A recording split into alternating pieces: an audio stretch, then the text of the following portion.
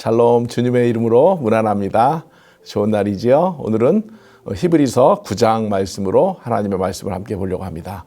9장 22절 말씀 보겠습니다. 율법을 따라 거의 모든 물건이 피로써 정결하게 되나니 피 흘림이 없은즉 사함이 없느니라. 구약 성경에서 성막과 제사장, 우리 매일의 묵상에서 출애굽기 편에 많은 목사님들이 함께 설명해 주셨습니다. 구약의 제사는 하나님께로 나아가는 예배지요. 피 흘림이 없이는 속죄함이 없습니다. 구약의 제사를 히브리서에서는 이렇게 설명하고 있죠. 예수님을 통해 하나님께 나아가는 길이다. 그리고 히브리서 오늘 본문은 예수님에 대해서 몇 가지로 소개하고 있는데 그 첫 번째가 예수님을 대제사장 이렇게 부릅니다. 제사장은 죄를 사하도록 대신 간구하는 자이지요. 죄를 씻어내듯이 우리의 죄를 제사를 통해서 하나님 앞에 나아갑니다. 피 흘림이 없이는 우리의 속죄가 없기 때문에 제사가 꼭 필요합니다. 제가 어릴 때였어요. 초등학교 5학년 때 제가 성남으로 이사를 왔는데 제가 살던 안성에는 목욕탕이 동네에 없었는데 동네 목욕탕이 있더라고요. 참 좋았습니다. 어렸을 때는 겨울이 되면 따뜻한 물이 나오지 않아서 이렇게 목욕하기가 쉽지 않았거든요. 그래서 겨울이 되면 선생님들이 신체 검사를 해요. 이렇게 막 옷을 벗겨보기도 하고, 그 다음에 손톱, 머리 이런 것들이 불량하기 때문에 학생들을 씻기기 위해서 자주 검사를 하곤 했는데 성남에 이사 오고 나니까 동네 목욕탕이 300원이었어요. 제가 그때 연도를 기억하니까 1980년도, 81년도 이때거든요. 근데 300원이 지금도 아주 작은 돈이지만 그때도 뭐 그렇게 큰 돈은 아니었습니다. 일반 목욕탕보다 한 절반가량이 동네에 있는 목욕탕이 쌌어요. 그 이름을 아직도 기억하는데 지금 가보니까 그 목욕탕이 없어졌더라고요. 우정 목욕탕이라고 그 목욕탕 앞에서 친구들과 함께 매주 함께 목욕하는 것이 아니라 물장난을 했습니다. 어른들은 많이 모이지 않는 곳이지만 아이들이 가서 정말 하루 종일 놀면서 300원 내고 아주 즐거웠던 시간을 보냈습니다. 그러고 나니까 몸에 때가 없어집니다.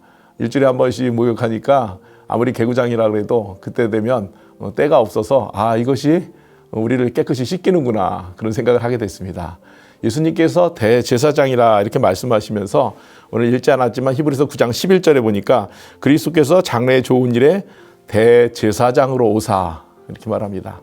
우리의 죄를 씻어주기 위한 대제사장으로 예수님께서 이 땅에 오셨다고 말합니다.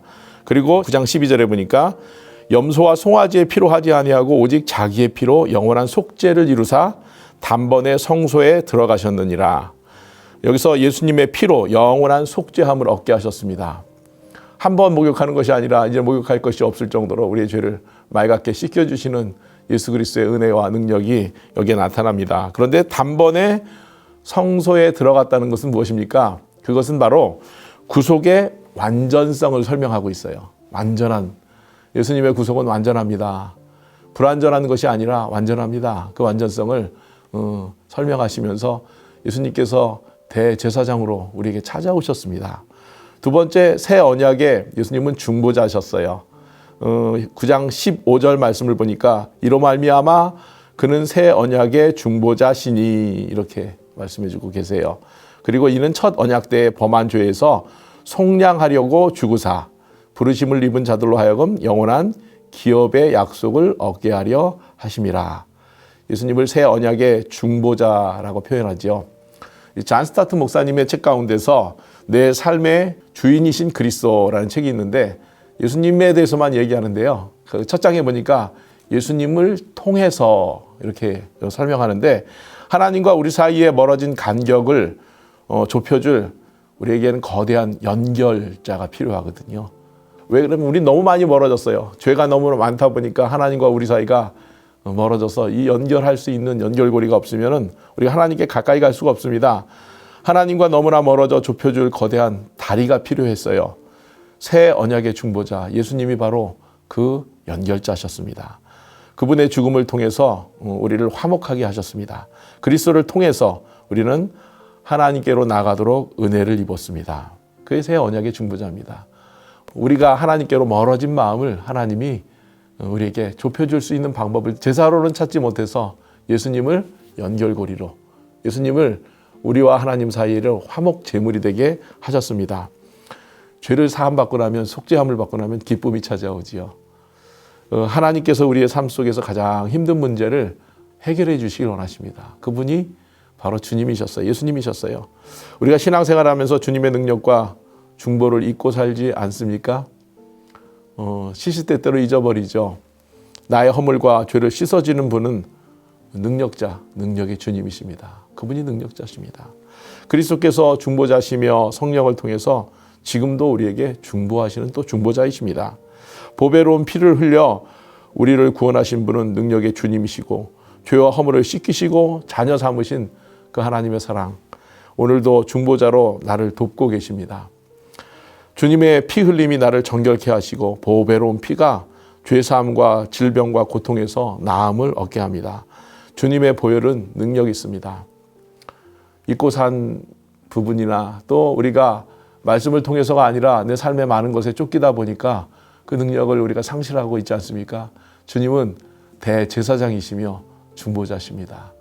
하나님 앞에 우리가 그런 마음으로 말씀을 보게 되고 또 그 마음으로 말씀을 읽게 된다면 하나님께서 오늘 여러분들 가운데 제 삶 속에서 주님이 참 좋으신 하나님이시며 그분의 은혜가 어떤가를 다시 깨닫는 기쁨이 저와 여러분들의 삶 속에 있기를 축원하며 축복합니다. 함께 기도하겠습니다. 하나님, 주님이 우리의 대제사장으로 오셔서 우리의 죄된 모든 것들을 사하여 주시고 씻겨 주셨습니다. 하나님, 하나님과 우리 사이를 멀게 떨어뜨린 그 죄로 인해서 담이 쌓아져 있는데 그 담을 허시고 우리와 하나님 사이를 연결해 주는 연결자가 되어 주셨습니다.